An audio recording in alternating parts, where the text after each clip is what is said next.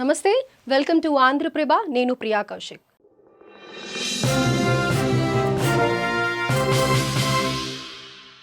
2025 మే 22 జమ్మూ కాశ్మీర్ ఉగ్రవాద దాడి అనుకోని విధంగా యావత్ ప్రపంచమంతా ఉలిక్కిపడేలా చేసింది. అయితే దేశంలో జరుగుతున్న పరిణామాల గురించే కానీ లేకపోతే ప్రస్తుతం ఇరాన్ ఇజ్రాయెల్ వార్ వరకు కూడా కొన్ని విషయాలని తెలుసుకునే ప్రయత్నం చేద్దాం. ప్రస్తుతం మనతో పాటు ఉన్నారు అంతర్జాతీయ వ్యవహారాల విశ్లేషకులు నిపుణులు మామిడి గిర్ధర్ గారు. హలో సార్, నమస్తే. నమస్తే అమ్మా. నమస్తే మీకు, మీ ప్రేక్షకులందరికీ నా నమస్కారాలమ్మా. Thank you so much sir మాకు టైం ఇచ్చినందుకు. అండ్ నేను లేట్ చేయకుండా డైరెక్ట్ పాయింట్లోకి వెళ్ళిపోతాను. ఎందుకు అసలు ఆర్మీ చీఫ్ని పిలవడం ఏంటి, ట్రంప్ కలవడం ఏంటి, అది యుద్ధం తర్వాత అనేది ప్రతి ఒక్కళ్ళకి ప్రశ్నగా మారిపోయింది. ఏంటి ఆ స్పెషల్ ఇంట్రెస్ట్ అనేది మాకు తెలియజేయండి. తప్పకుండా అది ఇరాన్ వల్లనే జరిగింది. అది ఇరాన్ లో వీళ్ళు యాక్షన్ చేయబోతున్నారు కాబట్టి అప్పుడు పాకిస్తాన్ చాలా కీలకమైంది.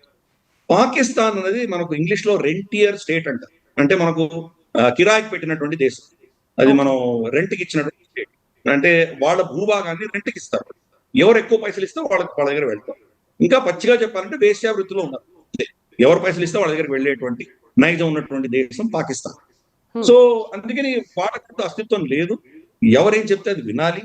ఫర్ ఇన్స్టెన్స్ ఇప్పుడు రిపోర్ట్స్ మనకు వస్తున్నాయి. అసిం మునీర్ వచ్చేసి ఒక స్పెషల్ వాచ్ వాళ్ళ ఇరానియన్ రెవల్యూషనరీ గార్డ్ ఆఫీసర్ ఒక దానికి ఇచ్చారు. దాంట్లో ఇజ్రాయెల్ ఏదో ప్లాన్ చేసింది, దాన్ని ట్రాక్ చేసి వాళ్ళని చంపారు అని చెప్పి రిపోర్ట్స్ వస్తుంది.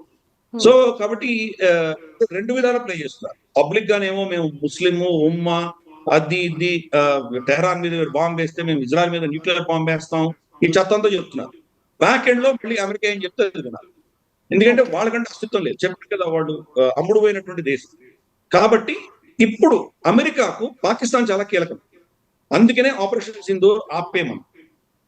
ఆపరేషన్ సింధూర్ ఆపేస్తే మనకు ఇరాన్ మీద వాళ్ళు ఏం చేయదలుచుకున్నారో దాంట్లో మనం చూస్తే కనుక ఇప్పుడు ఇజ్రాయెల్ కి ఇరాన్ కి మధ్యలో యుద్ధం జరుగుతోందంటే 1500 నుంచి 2000 కిలోమీటర్ల దూరం రావాలి. మధ్యలో చాలా దేశాలు ఉన్నాయి. లెబనాన్ ఉంది, మనకు ఇరాక్ ఉంది, కువైత్ ఉంది, తర్వాత కింద నుంచి వస్తే కనుక సౌదీ అరేబియా ఉంది. ఇన్ని దేశాలు దాటుకుంటూ వెళ్ళి ఇరాన్ కొట్టాలి. కానీ పాకిస్తాన్ నుంచి కొట్టాలంటే సరిహద్దు ఉంది కదా, వాళ్ళకి బోర్డరే కదా, రెండు పక్క దేశాలే కదా. పాకిస్తాన్ ఎయిర్ బేస్లు కనుక వీళ్ళ అధీనంలో ఉన్నాయంటే అక్కడి నుంచి చాలా తక్కువ ఖర్చుతోటి సునాయాసంగా ఇరాన్ లో ఆపరేషన్స్ చేయొచ్చు. అందుకని అసీం మునీర్ని పిలిచారు. అసీం మునీర్ని పిలిచిన కారణం భారతదేశం కానే కాదు.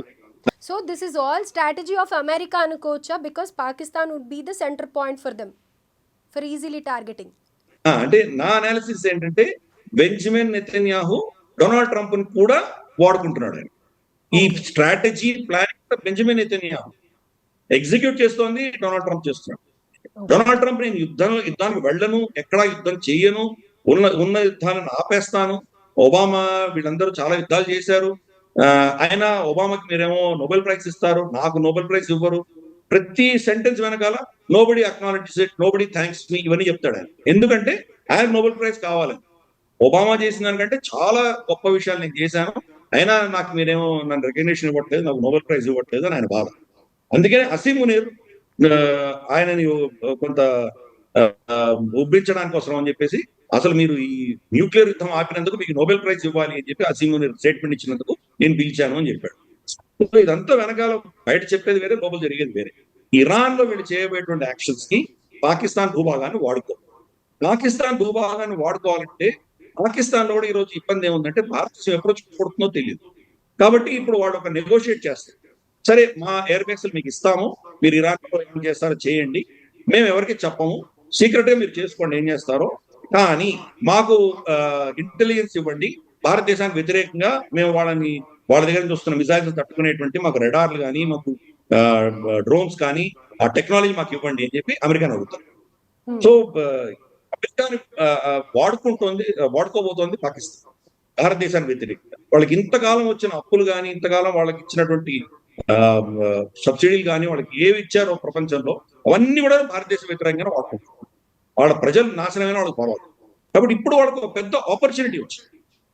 అమెరికాకి ఏంటంటే, అమెరికా భారతదేశాన్ని సరే మనం మేనేజ్ చేద్దాం వెళ్ళడం మెల్లిగా, మనకు ముందర ఇప్పుడు ఇమ్మీడియట్ గా ఇరాన్ హ్యాండిల్ చేయాలని పాకిస్తాన్ తో మళ్ళీ మనం మన పాత సంబంధాలు మళ్ళీ రెన్యూ చేద్దాం, దాన్ని కొత్తగా దాన్ని మళ్ళీ మార్చుదాం అని చెప్పి ఈయన పిలిచారు. డైరెక్ట్ గా అసీం మునీర్ని పిలిచారు, షహబాజ్ షరీఫ్ని పిలవలేదు. అంటే దాని అర్థం ఏంటి? ఒక్క సివిలియన్ కూడా ఆయనతోటి ఆయనకి ఎవ్వరు, ఆయన పక్కన కూడా ఎవరు లేరు, ఇక్కడితోనే మాట్లాడు. ఎందుకంటే ఆ దేశం ఆయన తప్ప ఇంకెవరు లేడని వాళ్ళకి తెలుసు.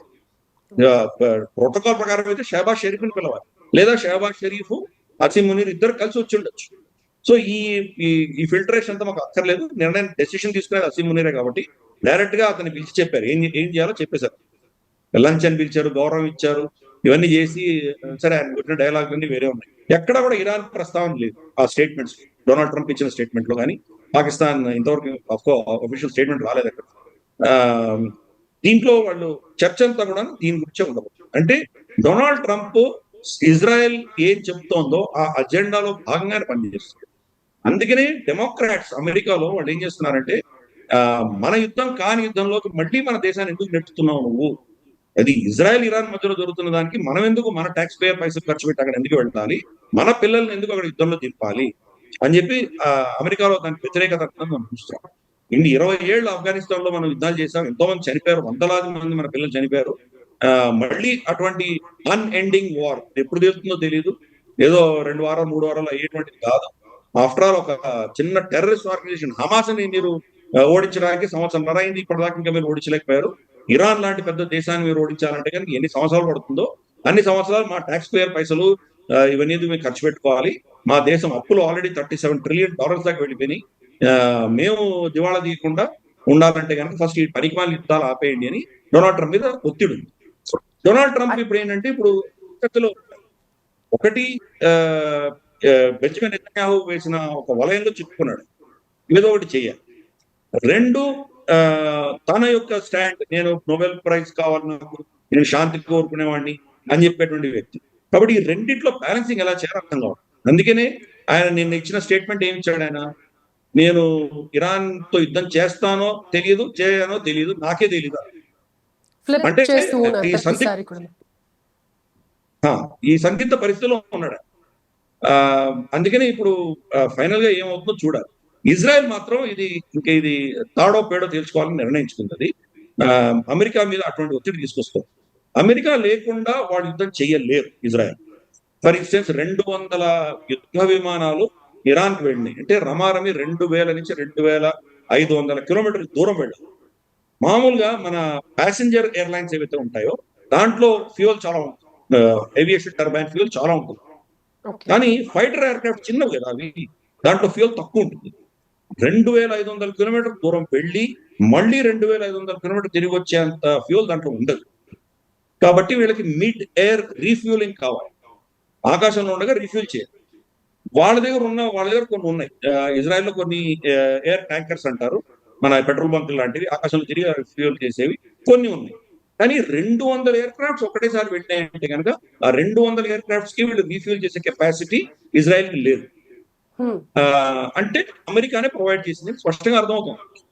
కాబట్టి అమెరికాని ప్రత్యక్షంగా యుద్ధంలో దింపకపోయినా పరోక్షంగా దింపేసింది ఇజ్రాయెల్. మార్కో రూబియో ఏమో మాకు సంబంధం లేదు, ఇజ్రాయెల్ వెళ్ళి కొట్టింది అని చెప్తున్నాడు. కానీ అల్టిమేట్ గా వీళ్ళ సహాయం లేని వాళ్ళు వెళ్ళలేదు. 200 విమానాల దూరం వెళ్ళి కొట్టి మళ్ళీ తిరిగి రావాలంటే అది అయ్యే పని కాదు.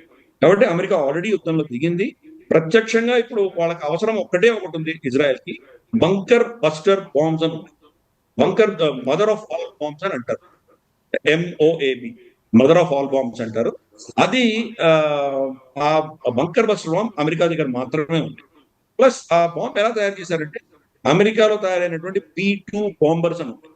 ఆ బాంబర్స్ లో మాత్రమే దాన్ని అనుసంధానం చేయొచ్చు, దానికే మనం అటాక్ చేసిన. ఈ B2 బాంబర్స్ అన్ని ఇప్పుడు ప్రస్తుతానికి అమెరికా డియోగో గార్సియా అని చెప్పేసి ఒక దీవి ఐలాండ్ ఇండియన్ ఓషన్, మన శ్రీలంక కంటే కొంచెం కింద ఉంటుంది, అక్కడ వాళ్ళు ఈ B2 బాంబర్స్ రెడీగా పెట్టారు. అక్కడి నుంచి వెళ్ళి ఇరాన్ లో కొట్టిరచ్చు. ఫర్ ఇన్స్టెన్స్ వాళ్ళ అయతుల్లా ఖమెనీ ఆయన ఒక బంకర్లో ఎక్కడో ఉన్నాడు.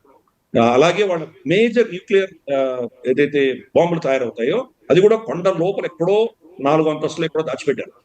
దాన్ని కొట్టాలంటే కనుక ఈ బంకర్ బస్టర్ బాంబ్ కొడితే కానీ దాన్ని వీళ్ళు నాశనం చేయరు. ఇజ్రాయెల్ ఆ కెపాసిటీ లేదు. ఇజ్రాయెల్ డొనాల్డ్ ట్రంప్ అది కోరుకుంటుంది. సో ఇజ్రాయెల్ కోరిక మేరకు మరి ఆ బంకర్ బస్టర్ బాంబులు వాడుతుందా అమెరికా, లేదా తూతూ మాత్రంగా మీరే వీళ్ళకి ఎంత కొడతారో కొట్టండి అని చెప్పి ఇజ్రాయెల్నే మీరు ఆపరేషన్ చేయండి, మీరు దాన్ని జోక్యం చేసుకోమని అనుకుంటారా? ఈ యొక్క డెసిషన్ ఇప్పుడు ఉంది. 2 రోజుల్లో మనకు చాలా మేజర్ మార్పులు మనం చూడబోతున్నాం అక్కడ. వాళ్ళ అంబాసిడర్, ఇజ్రాయలీ అంబాసిడర్, అమెరికాలో ఉన్నటువంటి ఇజ్రాయలీ అంబాసిడర్ ఆయన స్టేట్మెంట్ ఇచ్చాడు. గురువారము, శుక్రవారం ఈ 2 రోజుల లోపల ఈ వారంలో పెద్ద ఏదో మేము ఒక ఆపరేషన్ చేయబోతున్నాము. గతంలో మనకు తెలుసు కదా, పేజర్ బాంబ్స్ పెట్టారు హెజ్బుల్లాని చంపడానికి. అది చాలా అద్భుతమైనటువంటి ఒక ఆల్మోస్ట్ 7-8 ఏళ్లుగా ప్లాన్ చేసినటువంటిది అది. అక్క ఈ పేజర్లు సప్లై చేసిన కంపెనీనే వీళ్ళు ముందరే కొనుక్కొని ఆ కంపెనీ ద్వారా హిజ్బుల్లాలోనే ఈ పేజర్లు కొనండి అని చెప్పించి ఆ పేజర్లో బాంబులు పెట్టి ఇంత చేశారు. 8 ఏళ్ల ప్లానింగ్ తర్వాత కొట్టారు. ఆ మొత్తం పేజర్ బాంబ్ మేము చేసిన ఆపరేషన్, మేము చేయబోయే ఆపరేషన్ ముందర చాలా సింపుల్ గా కనిపిస్తుంది మీకు. అంత పెద్ద ఆపరేషన్ చేయబోతున్నాము అని చెప్పి ఇజ్రాయలీ అంబాసిడర్ టు అమెరికా ఆయన చెప్పాడు. కాబట్టి రాబోయే 48 గంటల్లో పెద్ద మార్పులు ఉండబోతున్నాయి. అమెరికా ప్రాబ్లం ఏంటంటే, డొనాల్డ్ ట్రంప్ కి ప్రాబ్లం ఏంటంటే, ఈ ఈ మధ్యలో కనుక ఇజ్రాయెల్ ఖమేనీని చంపేసి అక్కడ రెజీమ్ చేంజ్ చేయగలిగిందంటే క్రెడిట్ అంతా ఇజ్రాయెల్. కానీ ఈయనేమో డొనాల్డ్ ట్రంప్ ఏమో ప్రపంచంలో ఏం జరిగినా దాని మొత్తం సమస్యకి తనే పరిష్కరించాలి అన్నటువంటి ఆలోచన ఉన్నటువంటి వ్యక్తి. కాబట్టి ఆ క్రెడిట్ ఎలా తీసుకోవాలి? సో ఖమేనీని తానే చంపాలి. ఈ సందిగ్ధ పరిస్థితిలో ఈరోజు ఉన్నాడు. అందుకని చూద్దాం 48 గంటల్లో మరి అమెరికా జోక్యం చేసుకుంటుందా, లేదా మనకు ఇజ్రాయెలే దాన్ని ఏదో చేసుకుంటూ వెళ్తుందా, ఏమవుతుందో మనకు తెలియదు. కానీ అమెరికన్ సైన్యం మాత్రం సిద్ధంగా ఉంది. ఆర్డర్ వస్తే ఇమ్మీడియట్ గా కొట్టడానికి వాడు మొత్తం, అంటే సైన్యం తయారవ్వాలి కదా. ఆర్డర్ ఇచ్చినంత మాత్రం మీరు తయారయ్యే లేకపోతే ఎలా కొడతారు మీరు? దాని ప్రోటోకాల్స్ అన్ని సెట్ చేసుకున్నారు. వాళ్ళ మొత్తం యుద్ధ తయారీలో ఉన్నారు వాళ్ళు. ఆర్డర్ రాలేదు ఇంకా డొనాల్డ్ ట్రంప్ నుంచి. చూద్దాం ఏమవుతుంది. Right sir, thank you so much sir, thank you so much. నమస్తే.